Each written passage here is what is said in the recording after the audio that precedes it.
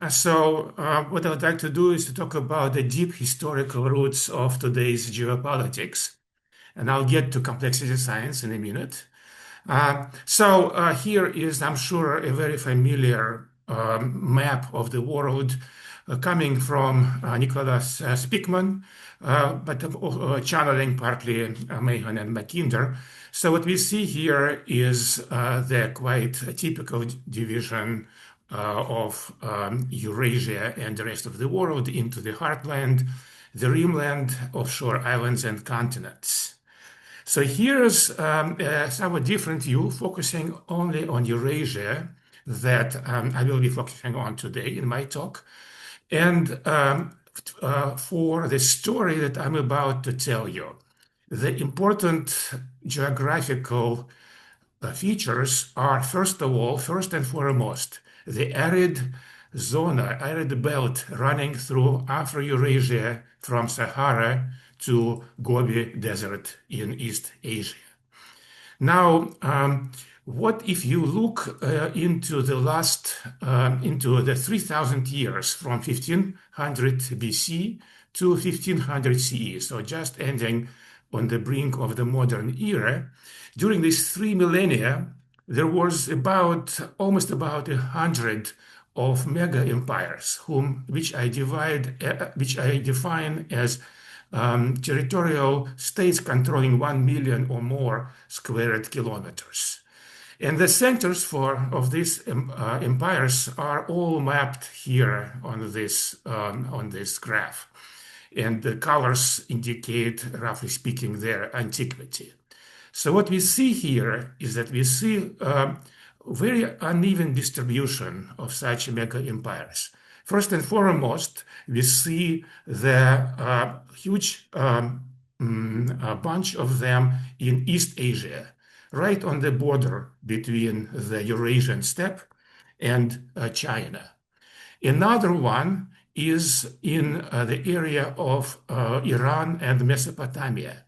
In fact, even though China is famous for being under a huge empire for most of its history, Iran, Mesopotamia beat them by a few centuries. It is another huge concentration of empires.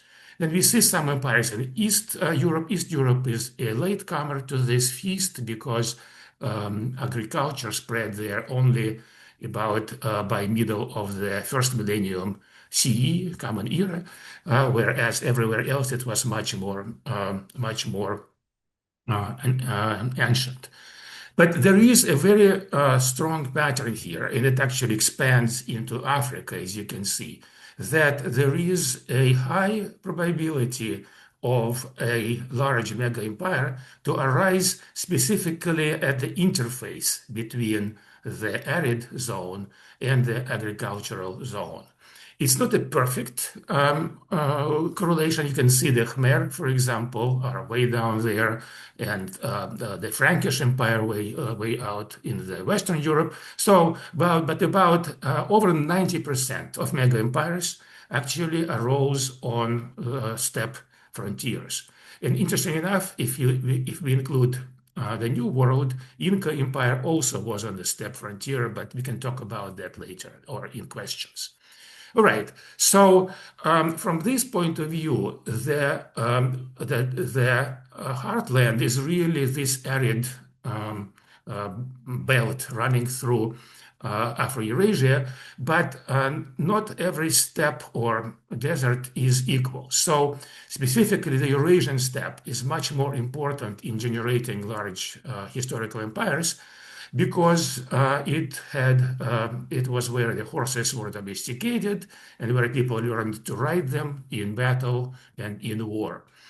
So even focusing just on this part now, we get quite close to the heartland idea if we include both the steppe and the agrarian belt just in its underbelly.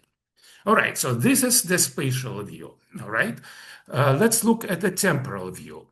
If we, again, focus on quantifying the size of empires by the territory they controlled, right? We can plot an average of three largest empires over time. Again, I'm now going back a little bit further into the past. I was starting at 3000 BC. This is when the first states actually appeared. 5,000 years ago, the first states appeared in places like Southwest Asia. Now, what I'm doing is that, okay, here on the x-axis, I'm plotting time in centuries. On the y-axis, I plot the average of three largest empires.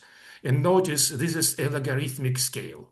So, two steps from 100, let's say 1,000 to 1 million, that's a one order of magnitude. And here is another order of magnitude. The brown curve is the average of three empires, and the tan area shows the spread around it. All right, what we see here, we see that the size of states did not grow in a monotonic linear way. In fact, it has done so in a series of bursts and then often collapses. So the very first one, the first states were quite fragile. And so during the Bronze Age, they collapsed during the end of the third millennium. Right then, we had another period of growth and decline. And then here for 2,000 years, from roughly speaking 500 BC to 1500 AD, we have these fluctuations around the same level. And then it was followed by yet another step to after 1500.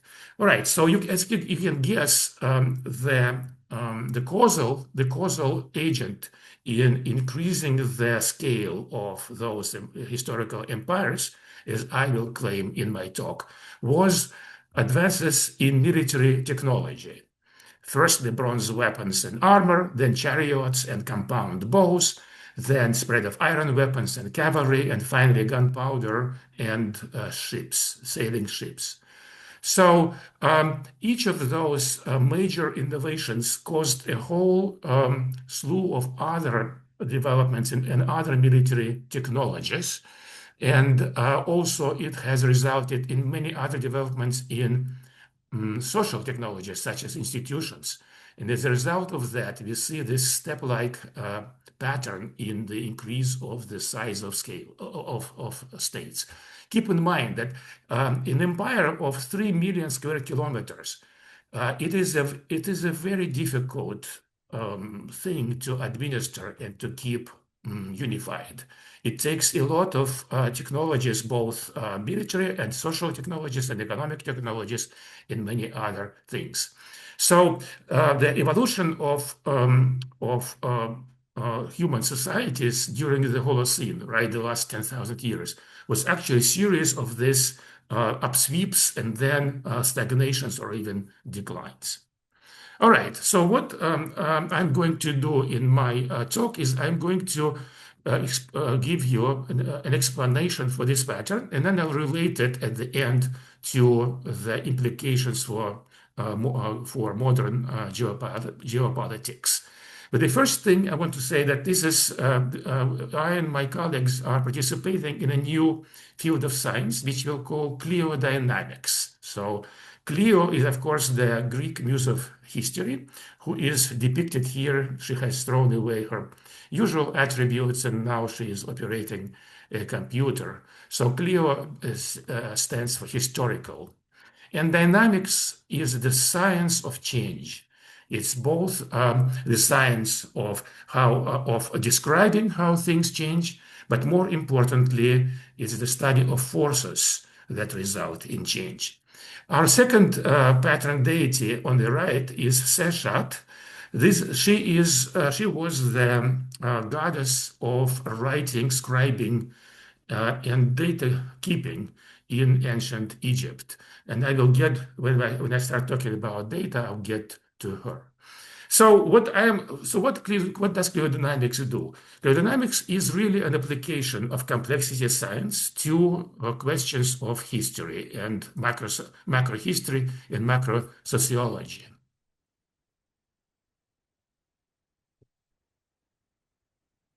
What does it mean? It means that we approach complex systems dynamics with, first of all, mathematical models or even computational models, because things are often too complex to deal with it with just pencil and paper.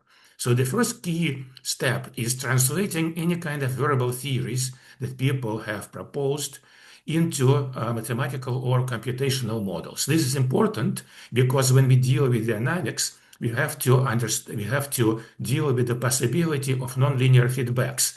And once that happens, the human brain, unaided by mathematics, it can actually make mistakes. So creating formal models is a key step in connecting the premises of the theory to its predictions. All right. The second part is that, of course, we need data to test those models. So we try to get big data, analytics, and things like that. So complexity science is the study of complex systems using mathematical modeling and big data analytics. And I will be giving you an example of this approach as it relates to human history. All right. So I'll have there are three parts that I'll be talking about in my talk. First of all, I'll talk about a general theory that underlies this dynamics that we have seen. Then I will very briefly show you some results of computational model, and then we talk about data analysis. Because this work has been done by a largest group of people, including myself and my colleagues, over the past many years. So I will be just giving you the highlights. Also, I don't want to go into technical details. My goal in this talk is to give you the basic understanding of what's involved, and the technical details are relegated to special articles and books. All right, and finally, we'll talk about implications. All right, so let's first of all talk about the general theory. And this theory has been actually approached by many different people. So, for example, there is a very substantial literature, I'm sure many of you are familiar with, on the state formation in Europe during the modern period, so roughly speaking from 1450 or so. And there is a famous saying by the historical sociologist Charles Tilly, who said that war made the state and the state made war. So the idea is that warfare was the driving force for state formation. And there is quite a lot of work on the what's known as the military revolution of the 16th century. Actually started a bit earlier. 1450 is really when we start seeing its effects. And it involved two big components. First of all, gunpowder weapons, and secondly, equally important, ocean-going ships. All right. And the basic mechanism was that as warfare intensified, it created intense pressures on states. And as a result of those states, the great majority of them, 95% of states that existed in Europe in 1450, actually crumbled and were conquered by others. All right. But those who were survivors, they became extremely good at this business of war making. But they also got very good at creating not just war making materials and weapons, but also defenses, fortifications, many different new institutions. So military organization and drilling were also invented and perfected during this time. They, of course, created large armies, which required large states, and those large states required new fiscal institutions to support the state and war, and ultimately many other institutions to keep the state held together. So this is a particular example of a particular upsweep during human history. But as I mentioned before, there are many other such upsweeps before the modern era upsweep that centered in Europe. And what I and my colleagues do, we have applied evolutionary theory to this and other instances of rapid change. We use cultural evolution, not biological evolution. So cultural evolution shares some similarities, but it is also different in many ways. I'm happy to talk about the differences in later during the questions. But essentially, what cultural evolution allows us to do, it brings a variety um, of very general theories. So one of those general theories is known as cumulative cultural evolution. Humans cumulate inventions, and then new other inventions are built on top of the previous ones, and so on and so forth. So that's the huge, big sweep of history ever since humans actually became as a species 200,000 years ago or so. All right, but this, of course, the rate of cumulative cultural evolution, of course, has been accelerating. The other, so that theory is fairly easy to understand and quite acceptable. The other theory is much more controversial. It's called cultural multi-level selection. Sometimes it goes under the name of group selection, but I don't like to use that because multi-level selection is a better way to describe this theory because it allows us to deal with multi-level entities. And human states are quite multi-level because, if you think about the United States, right, you have the federal level, you have state level, counties, townships, and so on and so forth. All large-scale human societies have this nested multi-level nature. And now, what's important to understand that units at different levels may actually have different interests, and therefore they may work against each other. So, for example, if you think about traditional kingdom, right, provincial leaders, dukes and counts, they actually wouldn't mind becoming little kings themselves, so they don't have to follow orders from Paris and they don't have to transmit taxes there. So from the point of view of those subunits, they would prefer to have freedom to act as they wish. But if the French kingdom falls apart into such counties, then it will cease to be able to defend itself against other external enemies, and it would be conquered. So here we see that selection is working in one direction at the level of the collective, and in the opposite level at the level in the opposite direction at the level of subunits. And this is very typical problem in evolutionary theory.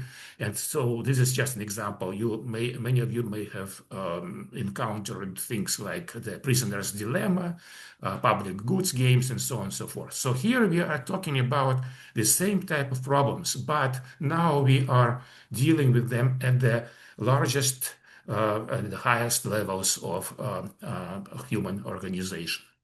Right. So CMLS integrates functional and conflict theories because the driving force is intense interpolitic competition. But that actually drives within politics, it drives functional integration. So we have both functional and conflict elements, but they are put together in a very specific way.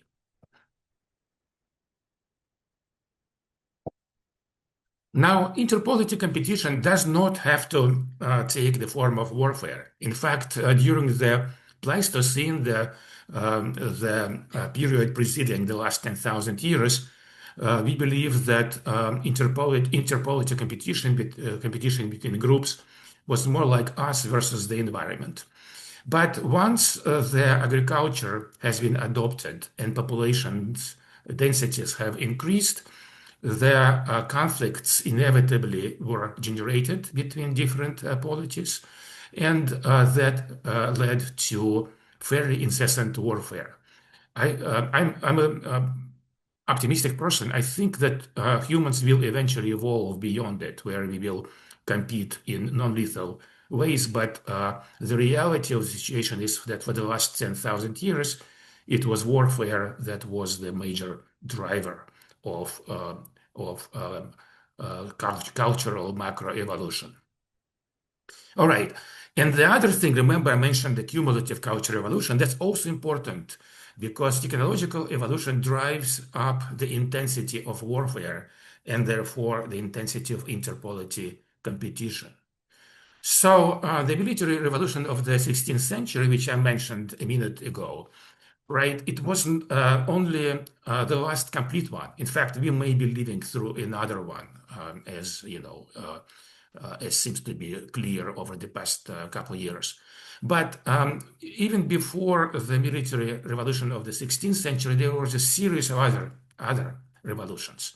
One particularly consequential one, whose effects are still felt at the geopolitical level, as I will get to eventually in this talk, was the iron and cavalry revolution of the first millennium BC, so 3,000 years ago.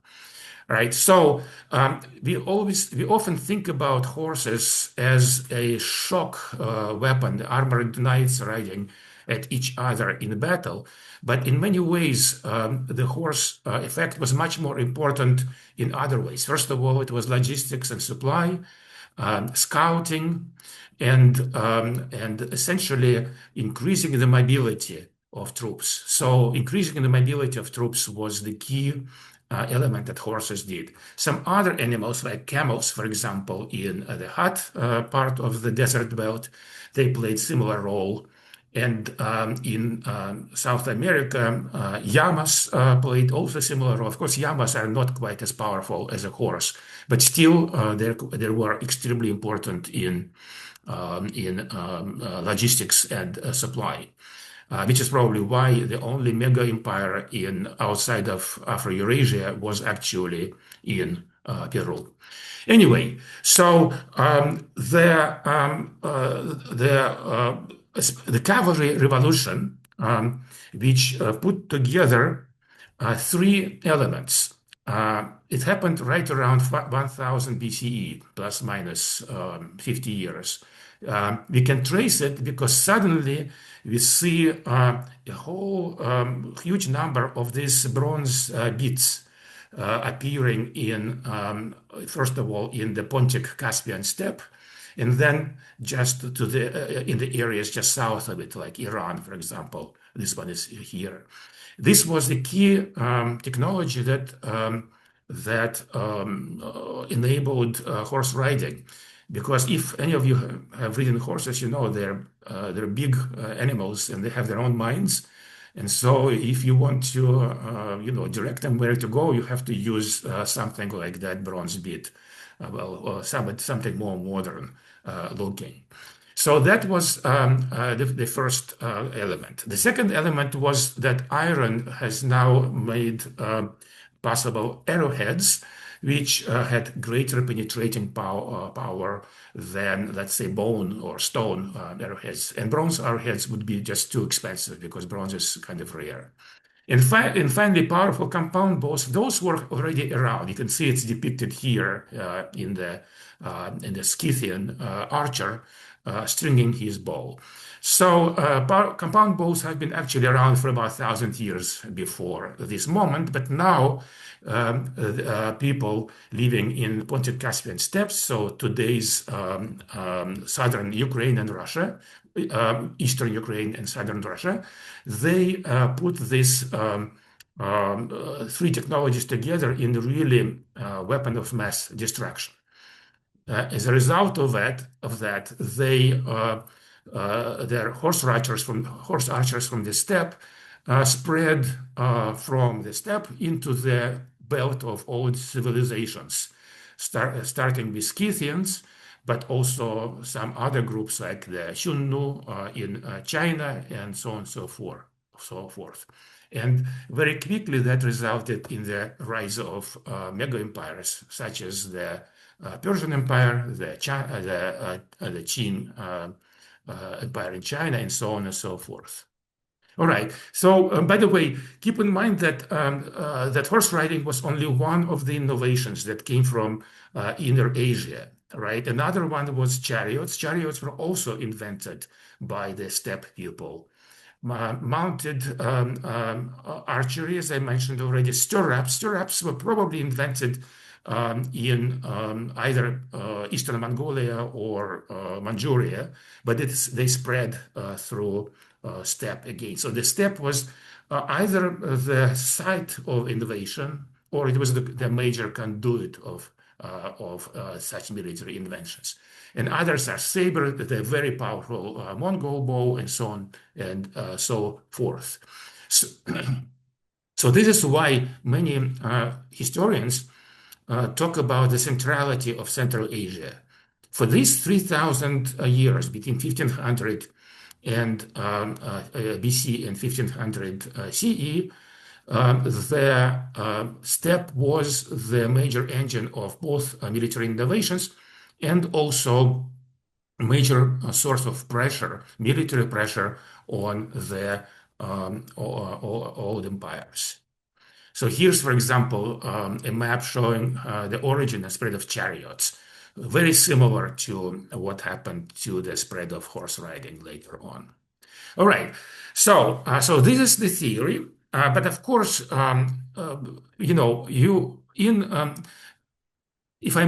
I'm allowed to make this comment, much geopolitics is very verbal, and in my view, doesn't actually raise to the standards, the scientific standards that we require in the modern world. And so what cliodynamics is attempting to do is to provide that scientific basis. And as I mentioned, there are two components to it. First of all, we have to translate our ideas, verbal ideas, into models. And then next, we have to test them with large data sets. So I'll go quickly through these two parts because, as I said, I don't want to go into the details, but this is an article that we published in 2013, War Space and the Evolution of Complex Societies. So the historical period was precisely the one I've been talking about. The spatial domain is Afro-Eurasia. We divided space into 100 by 100 kilometer cells, and then we ran a model on that landscape. All right. And the goal was to understand how cultural traits that enable larger scale organization, how can they spread despite costs? Because all the, if you think about any social institutions that we use to keep our societies together, they're costly in a variety of ways. And this model translates the verbal theory of cultural multi-level selection into a computational model. All right.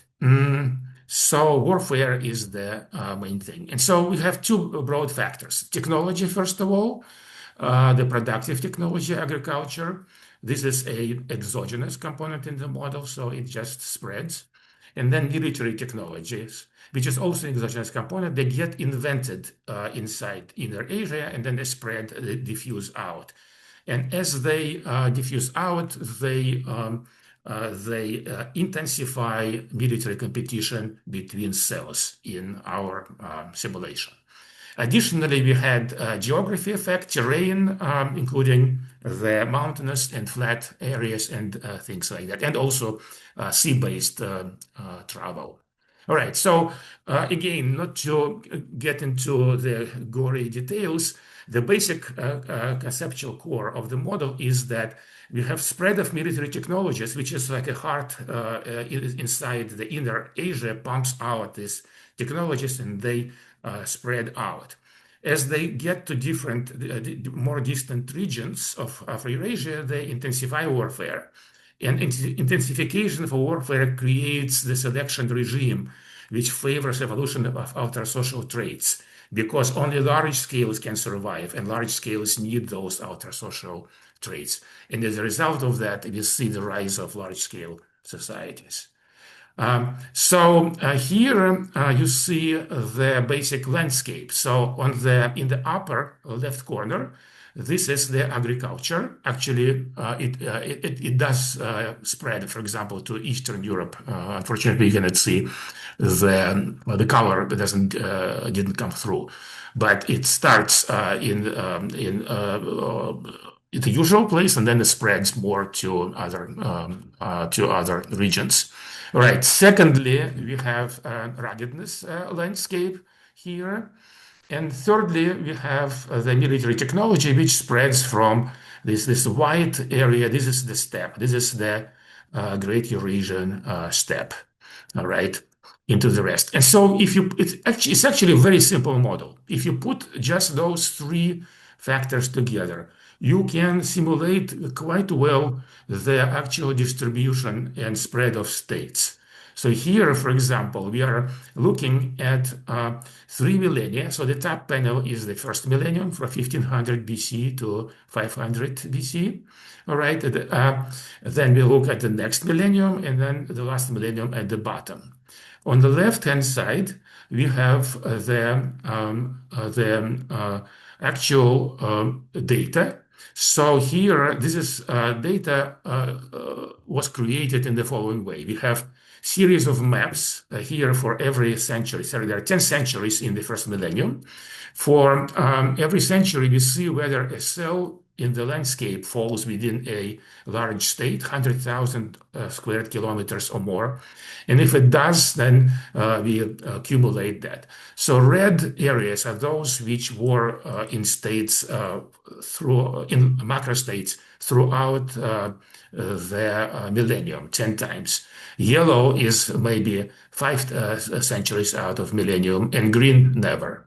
All right. So, and on the right, we see what the model is simulating. And it's interesting, you just take this landscape and put this engine of innovation in the steppe, and you get something which is extremely similar to how the states spread in history. So we actually predict about 2/3 of variation in spatial-temporal state locations. So that is one way to support this idea. You translate the assumptions of the theory into computational models, and computational models mimics the reality quite well. Not perfectly. If you will see that there is quite a lot of also ways where the model did not capture what happened in reality, but it's a simple model. It's a simple model. If it did capture everything, you would know that I somehow cheated. All right. So again, so this is now, if you look at all 3,000 years and calculate the imperial density, then you see here this thing. You can see here that this green part is obviously it's a very high altitude and rugged terrain, and here is the Caucasus and so on and so forth. But essentially, this is the way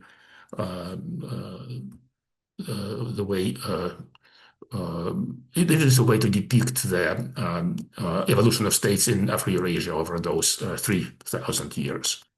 All right. So equally quickly, I'll go through the data. So again, that was published, and people can look at it. The basic idea is now we are in the mode of science known as testing theories against each other, right? And there have been hundreds of theories proposed for, why complexity and scale of human societies increased so dramatically over the past 10,000 years. And here I'm giving just a sampling of that.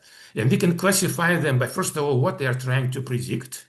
All right. So some theories predict centralization in the states. Others predict social complexity. Third theories are cultural multi-level selection focuses primarily on the social scale. All right. And they evoke different processes. And so the idea is we collect data both for the response variables and for proxies, for variables proxying explanatory processes.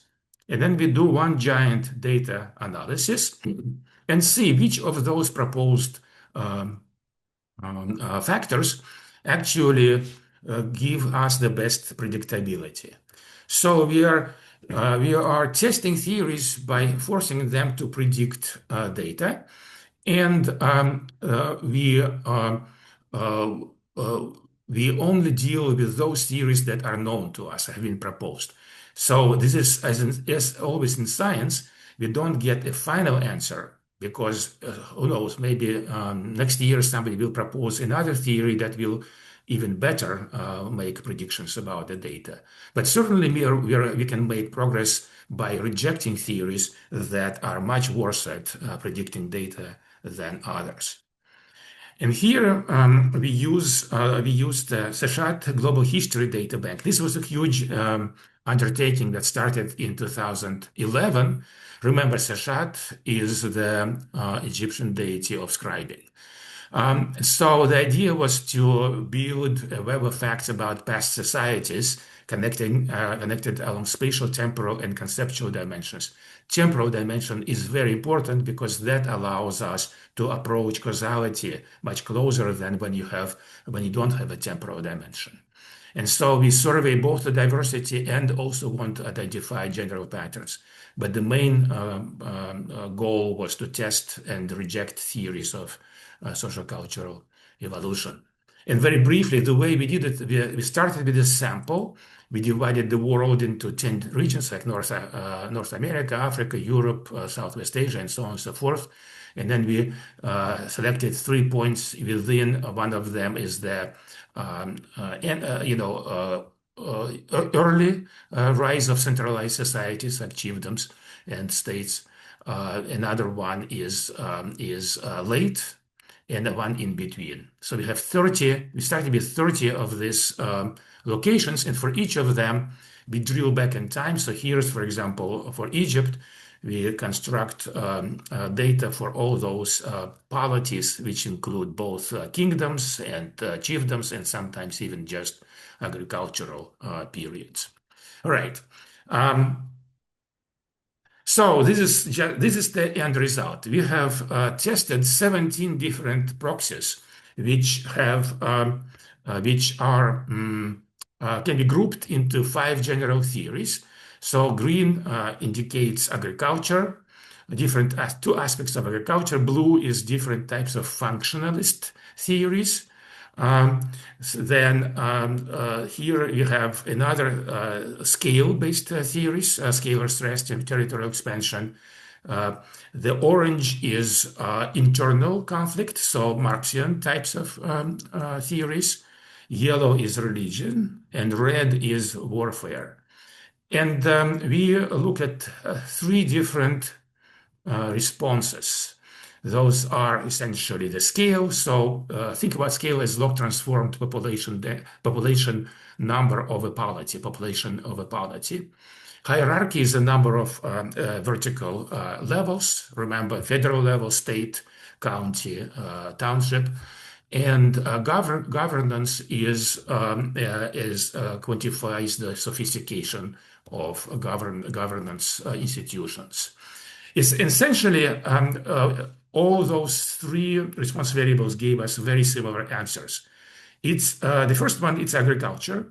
Productivity of agriculture is important, but also how long ago agriculture was actually practiced in the region.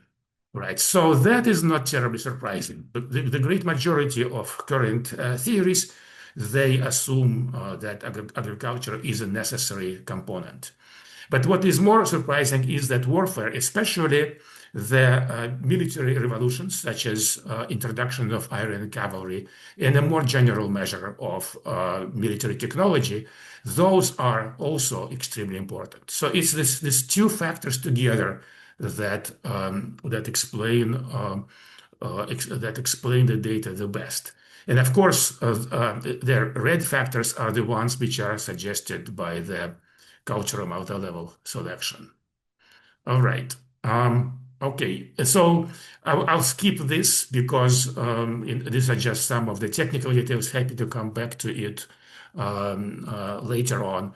But here is the causal diagram. Um, Social political complexity, specifically, we are focusing on three aspects of it: social scale, hierarchy, and governance. All right. It is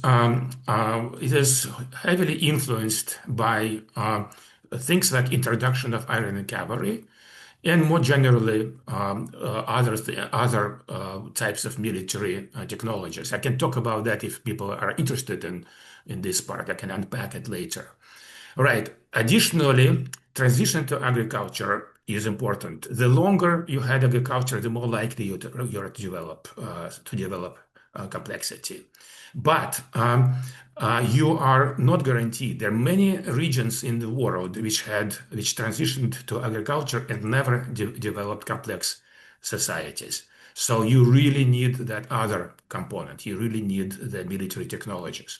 And agricultural productivity, which is simply the production of major carbohydrate crop in tons per hectare per year.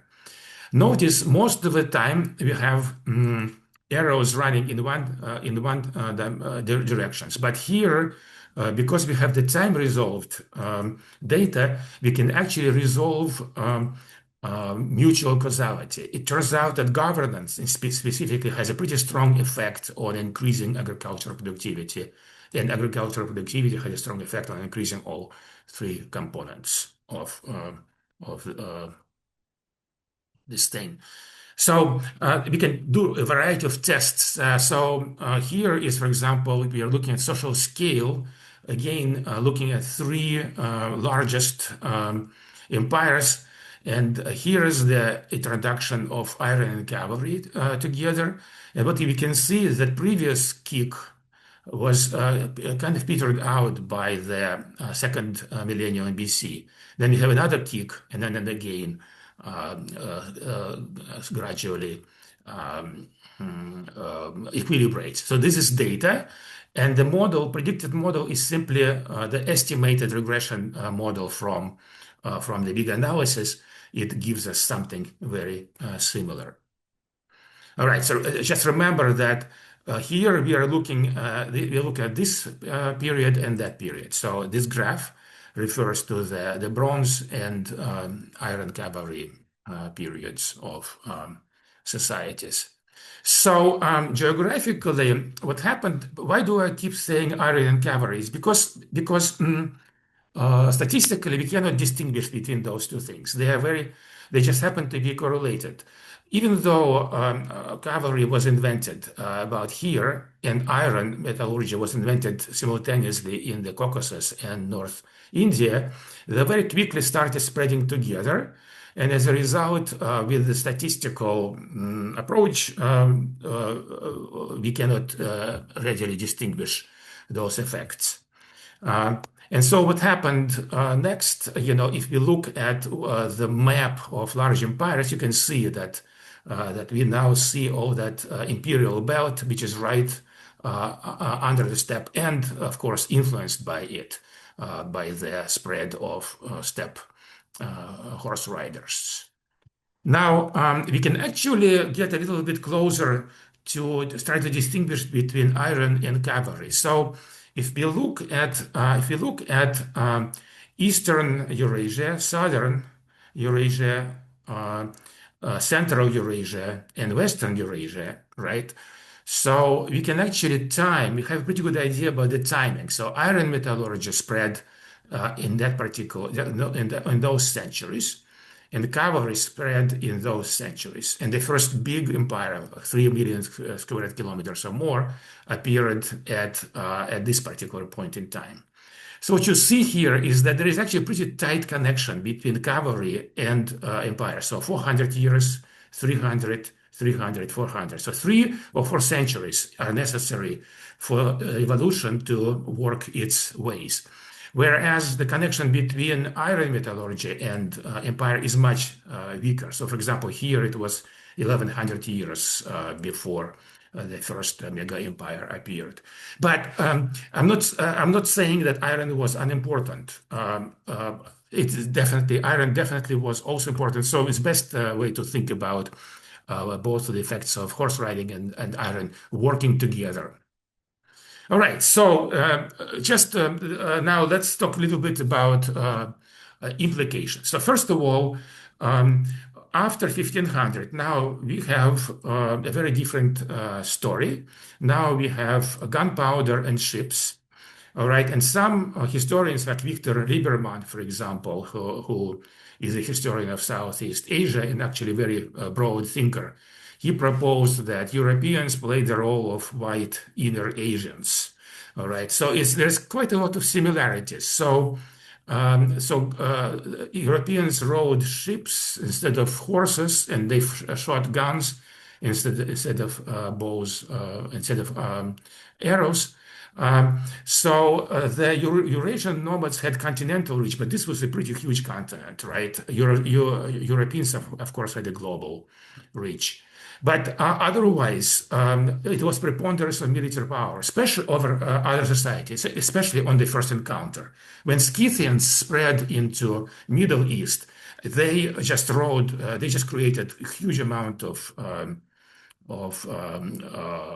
disaster for them. They reached all the way into Western Anatolia, Western Turkey, and into Egypt, and some other people reached to China. So this was quite a huge impact, and very similar to what happened when Europeans arrived in places like North and South America. All right, okay. Um, all right, and so what I've been arguing is that the reason we see these huge mega empires in Eurasia is the state building effect of the horse archers, steppe archers. And I would say that Europeans had a very similar effect on the societies that they encounter. Many of those societies simply crumbled, just as many societies crumbled when they encountered steppe nomads. But other societies put under huge selection pressure became much stronger. So, for example, Japan, if you look at Japan, then it had two episodes of state building, which was followed first the European intrusion in the 15th century, then Europeans got expelled, and then again in 19th century. In between that period, Japan has basically stagnated. In China, 19th century, of course, was the period when it was under huge pressure from both Europeans and the Japanese. Same thing, we can talk about Vietnam and South Asia. And also, Russia is an interesting example. Russia was the nearest, mega empire to Europe, all right? And therefore, it was lucky that it was under pressure from Europe from the very beginning. And so there was enough time for Russians to evolve together with Western European. In fact, by 18th century, Russians had artillery, which was, considered to be the best in Europe. So this is the type forces that we are talking about. All right. So today, now we have a situation where it is United States together with allies that plays the role of white inner Asians. You can see on this map that the old empires, specifically Russia, Iran, and China, right? They are essentially surrounded on all sides and under quite a lot of pressure from the American NATO and other allies. All right, and that is what's causing the effect of Actually, some states are crumbling, but other states are strengthening. And so we see this very clearly, most clearly with China, all right? And this is just the economic view, the New Belt, New Road. But think about the Shanghai Cooperation Organization. In many ways, Shanghai Cooperation Organization now unifies all those old empires from that arose on the frontiers of the steppe. Except now, the steppe is gone. It was gone by 1700. By 18th century, the steppe was occupied by Russia and China. So now it's the pressure from outside of this heartland, if you will. All right.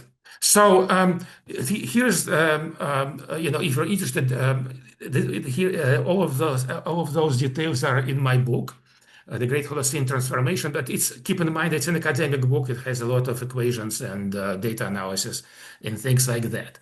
But let me come back to this point. So one thing is that perhaps many don't realize that if you put societies under pressure and put it under press, not one huge strike blow which destroys them, but a constant pressure which extends for decades and centuries, this creates a situation that we deal with multi-level, with a cultural multi-level selection. By increasing pressure on those societies, you create evolutionary regime which favors them developing institutions that will strengthen them and make them much better to resist this pressure, and eventually perhaps even start expanding once they get to that effect, once they get effective enough to do that. So it's a secondary type of effect that I think political leaders should be quite aware of. And here I'll stop and happy to take any questions.